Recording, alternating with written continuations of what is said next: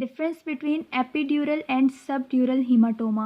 Epidural haematoma हमेशा trauma की वजह से होता है। जब भी स्कल के पेराइटल या टेम्पोरल रीजन के ऊपर ट्रॉमा होता है तो वहाँ पे मिडल मेनिंजियल आर्टरी डैमेज होती है। एज ए रिजल्ट स्कल और ड्यूरा मैटर के दरमियान ब्लड कलेक्ट हो जाता है, उसको हम कहते हैं एपिड्यूरल हीमाटोमा।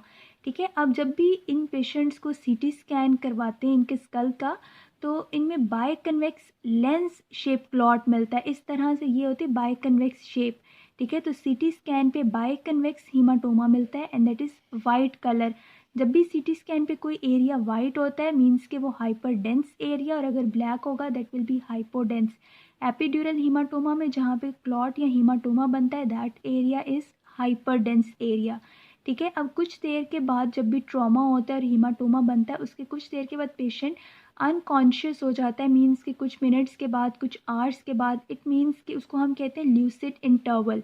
ठीक है, तो एपिड्यूरल हीमाटोमा के अंदर ल्यूसिड इंटरवल होता है, थोड़ी देर के बाद पेशेंट अनकॉन्शियस हो जाता है। ठीक है, जो सबड्यूरल हीमाटोमा होता है ये इसके लिए ट्रॉमा यूजुअली इसकी हिस्ट्री नहीं होती ट्रॉमा की, बल्कि ये ओल्ड पेशेंट्स के अंदर या अल्कोहलिक्स के अंदर विदाउट हिस्ट्री ऑफ ट्रॉमा भी सबड्यूरल हीमाटोमा हो सकता है। ठीक है, इन पेशेंट्स के अंदर क्या होता है, कोई भी ल्यूसिड इंटरवल नहीं होता, बल्कि जब भी हीमाटोमा होता है तो उनके सर में बहुत सवेर दर्द होगा, हेडेक होगा, ठीक है, कन्फ्यूजन होगी। तो इनके अंदर कोई भी ल्यूसिड इंटरवल नहीं होता, मीन के पेशेंट थोड़ी देर के बाद अनकॉन्शियस नहीं होता। ठीक है, सीटी स्कैन इन दोनों का इन्वेस्टिगेशन ऑफ चॉइस है। जब भी सबड्यूरल हीमाटोमा के लिए हम सीटी स्कैन करवाएंगे तो वहाँ पे हमें जो क्लॉट या हीमाटोमा मिलेगा उसको हम 4 टाइप्स के, उसके लिए हम ये सारे वर्ड्स ही यूज़ करते हैं उसको डिस्क्राइब करने के लिए। It can be D shape, it can be semilunar, it can be concavo convex और क्रीसेंट शेप।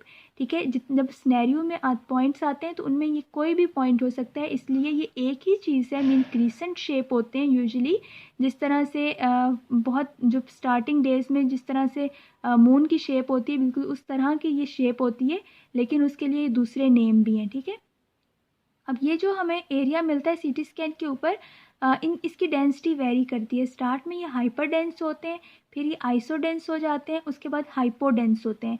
जब हाइपर डेंस तो स्टार्ट में वाइट हो जाते हैं, फिर बिल्कुल ब्रेन की तरह के, और उसके बाद ब्लैक हो जाते हैं। ठीक है, और इनके अंदर जब भी ट्रॉमा होता है तो ब्रिजिंग वेन्स जो होती हैं ब्रेन की वो बेसिकली डैमेज होती हैं, जिस वजह से ये हीमाटोमा बनता है।